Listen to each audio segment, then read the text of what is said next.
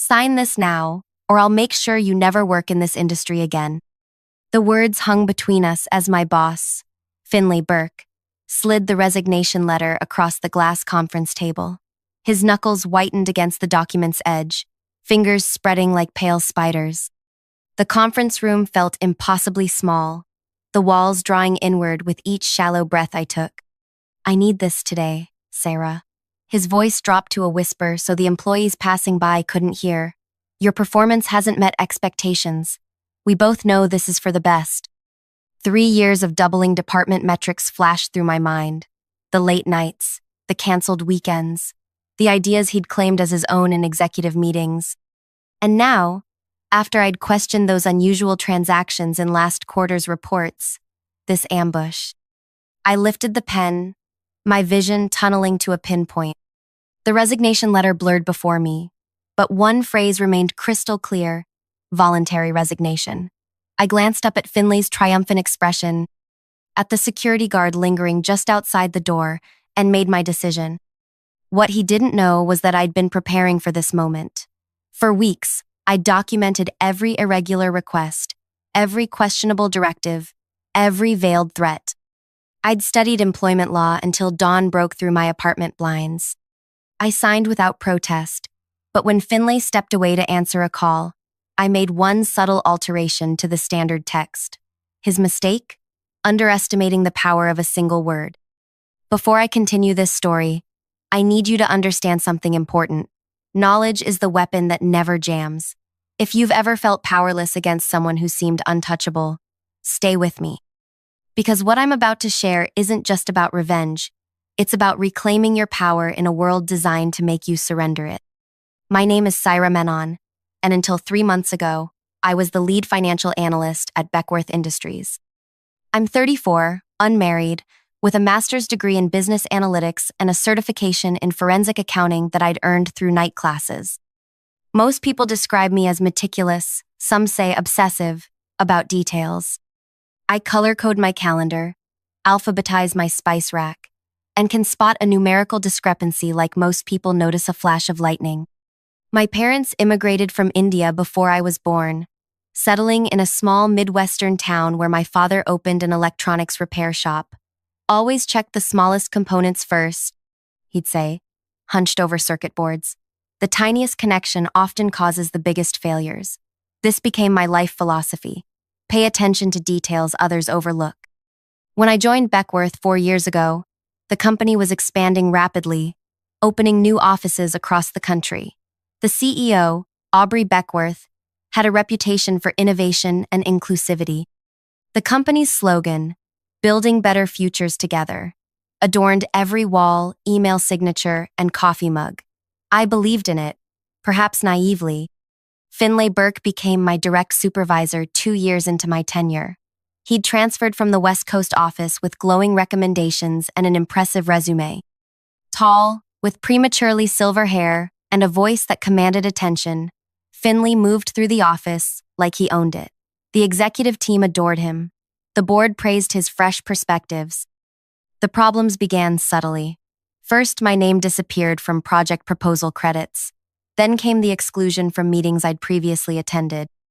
My reports required multiple revisions for clarity, while male colleagues with similar findings received immediate approval. "You're being paranoid," my colleague Theo whispered when I mentioned the pattern. "Finlay's just demanding. He's like that with everyone." But he wasn't. I started keeping notes, dates, times, witnesses, exact phrases. When Finley praised Vincent for the quarterly projection model I'd created, when he interrupted my presentations but gave others unbroken attention, when he scheduled team lunches during my standing therapy appointment, despite my calendar clearly showing the conflict. Still, I excelled. Our department's efficiency increased by 22% under my systematic approach to workflow management. I created a predictive analysis tool that saved the company millions in procurement costs. I stayed visible, valuable, and vigilant.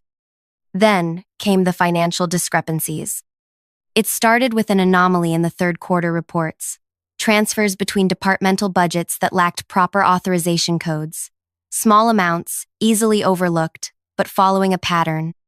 I cross-referenced past quarters and found similar irregularities dating back to Finlay's arrival.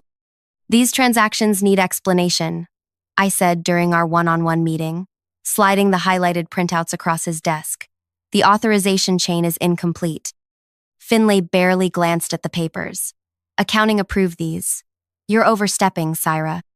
But accounting requires director-level signatures for interdepartmental transfers.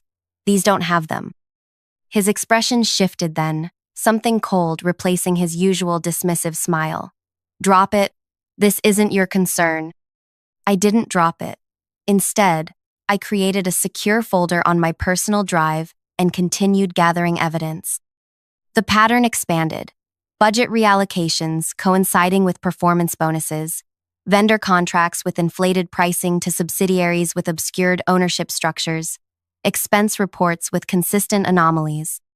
The hostility escalated in precise increments. My performance review, previously exceeding expectations, suddenly cited communication issues and failure to align with team objectives. My project assignments shifted to administrative tasks. My emails to other department heads went unanswered. He's building a case against you, warned Veronique from legal during an after-work drink. Be careful. Document everything. I was already documenting everything, but now I added evening research sessions on employment law, corporate whistleblower protections, and constructive dismissal precedents. I installed a recording app on my phone. I forwarded key emails to my personal account. I took photographs of documents that mysteriously disappeared from shared drives. The final escalation came after the executive quarterly review. Aubrey Beckworth had praised my procurement analysis, asking me to present at the next board meeting. Excellent work, Syra, she said, squeezing my shoulder. This is exactly the kind of innovative thinking we need. Finlay's expression remained pleasant, but his eyes tracked me like a predator throughout the remainder of the meeting. That afternoon, my access to several critical databases was revoked for security protocol updates. The next day, an email announced that Vincent would handle the board presentation due to his familiarity with the broader context. When I questioned this decision, Finlay called me into his office. Your attitude has become problematic, he said, his voice carefully modulated as he closed the door. Several colleagues have expressed concerns about your collaborative abilities. Which colleagues? I asked. I'd like to address their concerns directly. That's not appropriate. This is a pattern, Syra. First, the unfounded accusations about financial irregularities. Now this insubordination. Asking for clarification isn't insubordination. He leaned forward, lowering his voice. Let me be clear. Your position here is becoming tenuous. I recommend focusing on improving your performance rather than questioning management decisions. That night, I met with an employment attorney. Eleanor Pham listened carefully to my account, reviewing the evidence I'd gathered. This is textbook hostile work environment, she said, adjusting her rectangular glasses. The pattern is clear, and your documentation is excellent. But here's the reality. These cases are exhausting, expensive, and often career-damaging, even when you win. So I should just quit? No. She tapped my folder of evidence. If they want you gone, make them pay for it. Constructive dismissal settlements can be substantial with evidence like yours. But be prepared. They'll likely try to force a resignation first. She was right. 3 days later, Finlay began CCing HR on trivial issues with my work. A week after that, I received my first formal warning for missing deadlines on assignments given with impossible timeframes. The next week, my workspace was relocated to an isolated corner near the server room, where the constant hum of equipment made phone conversations nearly impossible. Through it all, I maintained meticulous records. I responded to every accusation with documented facts. I remained unfailingly professional in every interaction, and I prepared for the inevitable confrontation. It came sooner than expected. On a Wednesday morning, my calendar updated with a mandatory meeting in Conference Room B. No agenda, no other attendees, just Finlay. As I walked toward the conference room, Veronique passed me in the hallway, her expression tense. He's been in with HR all morning, she murmured without breaking stride. I nodded. my emergency plan crystallizing. In my bag was a folder containing copies of all my evidence, organized chronologically. My phone was recording, and I'd studied the standard resignation template used by Beckworth Industries, including all its legal implications. Which brings us back to that glass conference table, the resignation letter, and Finlay's ultimatum. When he stepped away to answer a call, I didn't hesitate. With a steady hand, I crossed out voluntary resignation and wrote above it, constructive dismissal due to hostile work environment. I added the date and time in the margin. My writing neat and clear. Finlay returned, snatched the paper without reading it, and smiled with the satisfaction of a man who believes he's won. Clear your workspace by end of day. Security will escort you out. I understand, I said, maintaining eye contact. I'll need this documented for my records. His smile faltered briefly. HR will provide the necessary paperwork. I nodded and stood to leave. As I reached the door, I turned back. Just to confirm, this meeting was at your request, correct? To discuss my employment status? Yes, he said impatiently, as documented in the letter you just signed. Thank you for clarifying. I closed the door behind me, heart pounding but mind clear. In the bathroom, I took deep breaths until my hands stopped trembling. Then I called Eleanor Pham. It happened, I said. Exactly as you predicted. Did you make the amendment? Yes, he didn't notice. Good. Send me everything now. I'll have the formal complaint ready within the hour. By 3 o'clock, I had packed my personal items into a small box. As promised, a security guard named Luis waited nearby, looking uncomfortable with his assignment. I'm sorry about this, Ms. Menon, he said quietly.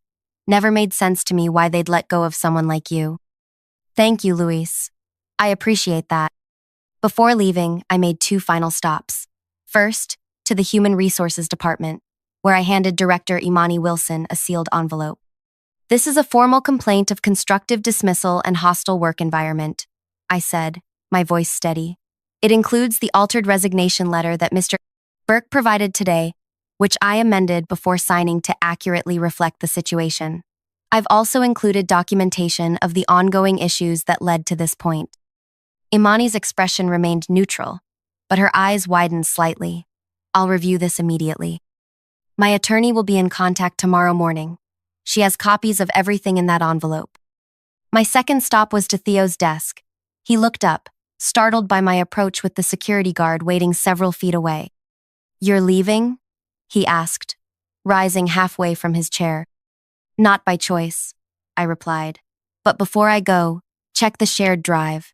Q, finance, quarterly, historical. Focus on the transfer patterns in folders marked with Finlay's initials. Compare them with the executive bonus schedule. His brow furrowed. Sarah, what are you saying? Just look, and be careful who you discuss it with. I squeezed his shoulder and walked away. Luis escorted me to the lobby, carrying my box despite my protests. At the main entrance, he paused. You know, Ms. Menon, I've worked security here for 12 years. Seen a lot of people come and go. The ones who leave quietly when they've done nothing wrong, they never come back.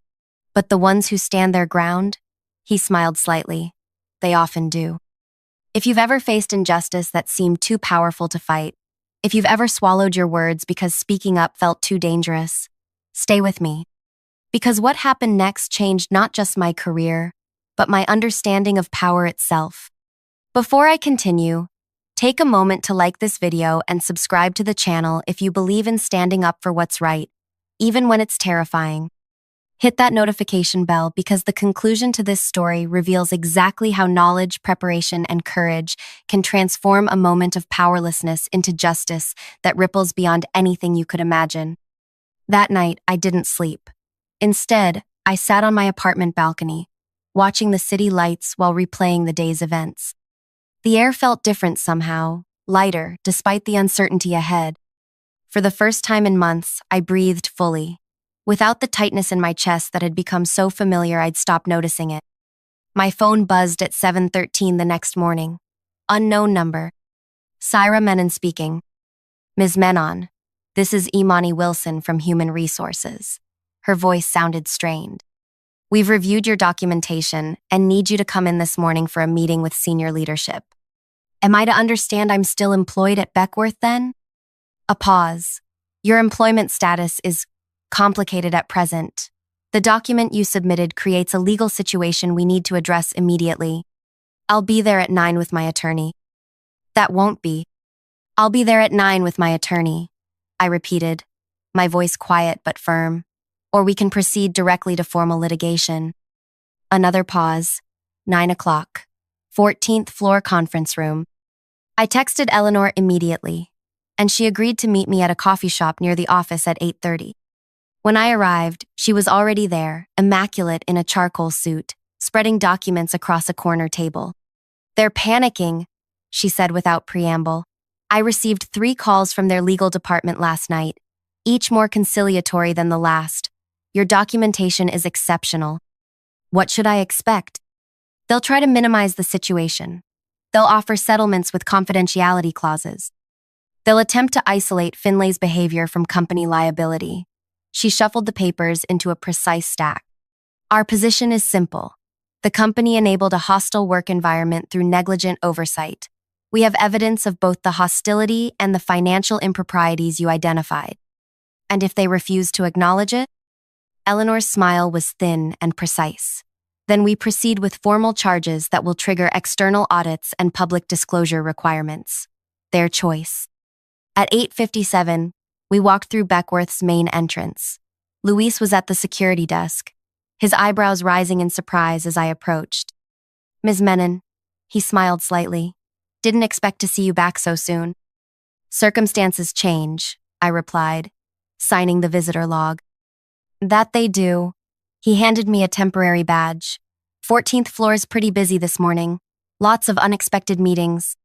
In the elevator, Eleanor reviewed our strategy one final time. Let them speak first. We need to understand their position before showing our full hand. The 14th floor reception area hummed with unusual activity. Assistants rushed between offices, arms full of files. Through glass walls, I glimpsed executives in intense discussions. Near the main conference room, Theo stood talking with Veronique, both looking pale and serious. When Theo spotted me, his eyes widened, and he gave an almost imperceptible nod. Imani Wilson emerged from the conference room, her usual composure slightly fractured. Ms. Manon, thank you for coming. And you must be. Eleanor Pham, legal counsel for Ms. Menon. Eleanor extended her hand. Shall we begin? Inside the conference room sat Aubrey Beckworth herself, flanked by the company's general counsel and chief operating officer. Conspicuously absent was Finlay. Ms. Menon, Aubrey began, her normally warm voice formal. We've reviewed your complaint and supporting documentation. The allegations are serious and concerning. They're not allegations, I corrected quietly. They're documented facts. The general counsel, a man named Pascal, whose last name I'd never caught, cleared his throat. Before we continue, we want to emphasize that Beckworth Industries takes workplace conduct extremely seriously. If there have been violations of our policies, we want to address them appropriately. If? Eleanor echoed, her tone making the single syllable sound dangerous. Aubrey raised a hand slightly.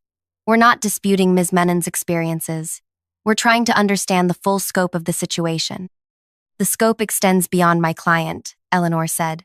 Based on our preliminary investigation, multiple employees have experienced similar treatment under Mr. Burke's supervision. A flash of genuine surprise crossed Aubrey's face.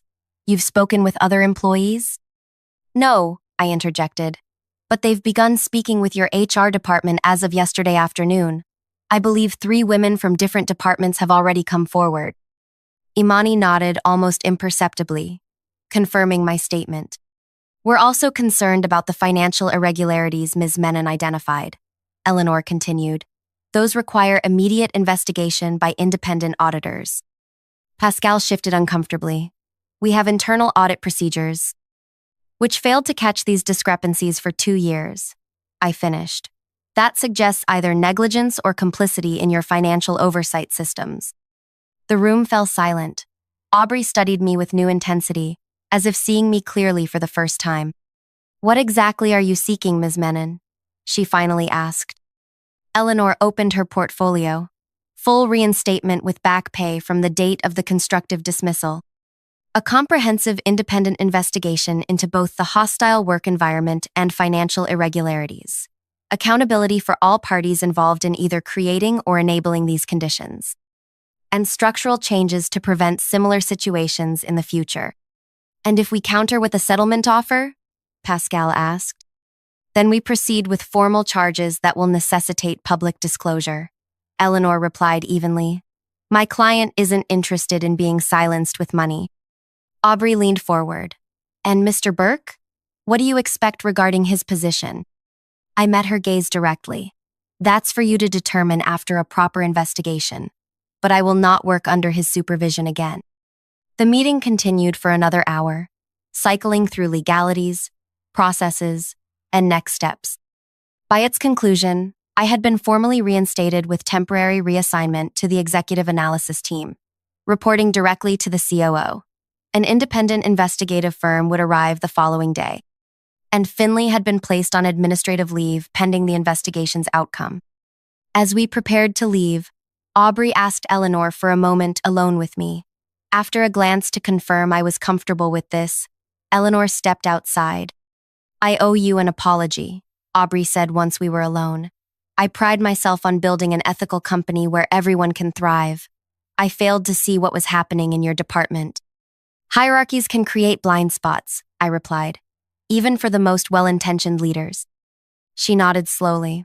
The financial discrepancies you identified, how extensive do you believe they are? Significant enough to affect quarterly reports, systematic enough to suggest intentional manipulation, and patterned in ways that correlate with executive bonus structures. Something hardened in her expression. I see. That changes the nature of this situation considerably. Yes, it does. I stood to leave. One question, if I may. Was Finley informed of my reinstatement? He was notified of his administrative leave this morning. He doesn't yet know the full circumstances. She paused. He's expected to clear his office tomorrow morning under supervision. As I exited the conference room, Theo was waiting near the elevators. You magnificent, terrifying woman, he whispered as I approached. The entire finance department is in upheaval. They've locked down all the servers Finley had access to. Did you look at those folders? He nodded. I did, and I made copies before reporting it. The patterns were impossible to miss once you knew where to look. He hesitated. I should have listened when you first raised concerns. I'm sorry. What matters is that you looked eventually. Truth requires witnesses to have power. The next week unfolded with dizzying speed. The independent investigators established a temporary office on the 12th floor, interviewing dozens of employees. I spent hours walking them through my documentation, explaining the patterns I'd identified in both workplace behavior and financial records. By Friday, the count of employees who had reported inappropriate behavior from Finlay had reached 11, 8 women and 3 men, spanning multiple departments. The financial investigation had expanded to include relationships with 3 vendor companies and unusual patterns in project allocations. I returned to my regular workspace, now relocated to a bright corner near the finance team's central hub. Colleagues who had previously avoided eye contact now stopped by with coffee and questions. Some apologized for their silence. Others shared stories of their own uncomfortable experiences. The atmosphere throughout the office had shifted, tension releasing in some places, intensifying in others as people reconsidered their own complicity in what had happened. On Wednesday of the second week, Eleanor called with an update. The initial findings are damning, she said. The investigators have identified what appears to be a kickback scheme involving vendor contracts. Finlay was routing business to companies where he had undisclosed financial interests, then manipulating internal budgets to hide the inflated costs. How much money are we talking about? Preliminary estimate is $1.2 million over 2 years, and they've only examined about half the contracts flagged in your documentation. I pressed my hand against the window of my apartment, feeling the cool glass against my palm. What happens next? The company has 2 choices. Handle this internally with termination and potential civil recovery, or involve law enforcement for criminal charges. Given the scope, I suspect they'll have to do the latter. She was right. The following day, Aubrey called an all-staff meeting. Her normally perfect appearance showed subtle signs of strain, a missed button on her blazer, hair pulled back more severely than usual. "I want to address the ongoing investigation directly," she began, her voice carrying across the packed cafeteria. "What began as a workplace conduct complaint has uncovered financial improprieties that cannot be ignored or handled internally. We have filed formal reports with the appropriate authorities, who will be conducting their own investigation." A murmur rippled through the room. "I take full responsibility for the oversight failures that allowed this to happen," she continued. "We are implementing immediate changes to our financial controls, reporting structures, and management oversight. Most importantly, we are creating new channels for employees to report concerns without fear of retaliation." She paused, scanning the room. "To those who experienced mistreatment and felt unable to speak up, I apologize. To those who did speak up and weren't heard, I apologize more deeply. And to the person who finally forced us to listen," her eyes found mine, "I am both sorry and grateful." The changes came rapidly after that. New financial oversight protocols, restructured reporting relationships, mandatory training on workplace conduct and whistleblower protections. The investigation expanded, then concluded after 6 weeks with a comprehensive report that the executive team reviewed with ashen faces. Finlay never returned to the building after his administrative leave began. According to office whispers, he had hired an aggressive defense attorney and was attempting to negotiate immunity in exchange for information about broader involvement in the financial schemes, implying that others in leadership had known or participated. 3 months after I'd amended that resignation letter, I received 2 unexpected communications. The first was an email from Aubrey, asking me to consider a new position, Director of Financial Integrity, reporting directly to her with oversight of compliance across all departments. The second was a text from an unknown number. "You've ruined me. Hope you're satisfied with what you've done."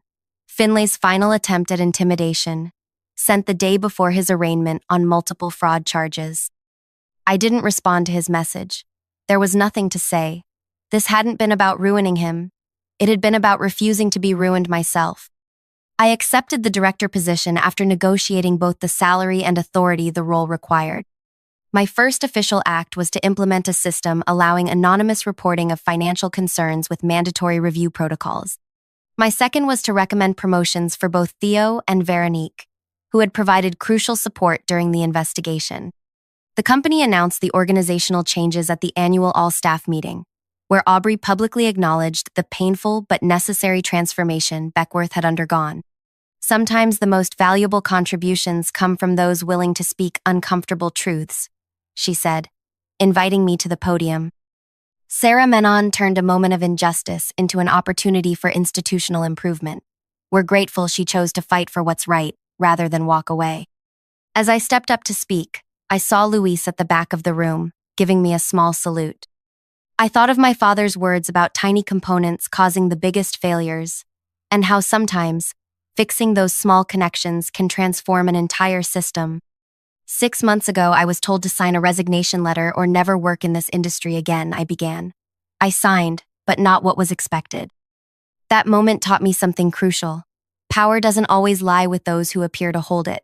Sometimes power lies in knowledge, in preparation, in the willingness to stand firm when others expect you to crumble. I looked out at the faces watching me, some I knew well, others barely at all part of the system I'd helped remake. The paper I signed that day wasn't just about my job. It was about whether we accept environments where intimidation outweighs integrity, about whether we allow fear to silence truth. Each of us makes that choice daily in ways large and small. I paused, remembering the weight of the pen in my hand that day, the clarity that had come in that moment of decision. I chose to change a single word on a document.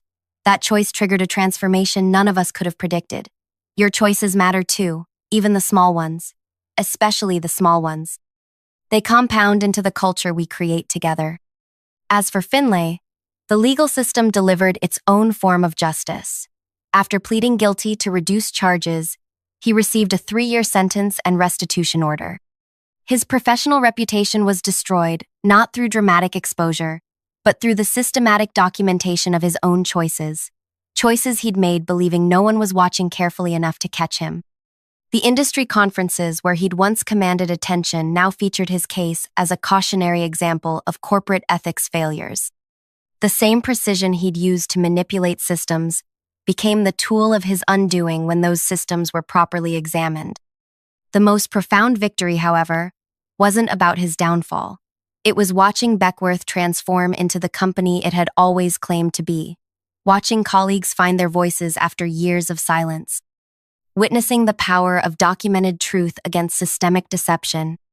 1 year after amending that resignation letter, I received an industry leadership award for the compliance framework I'd developed.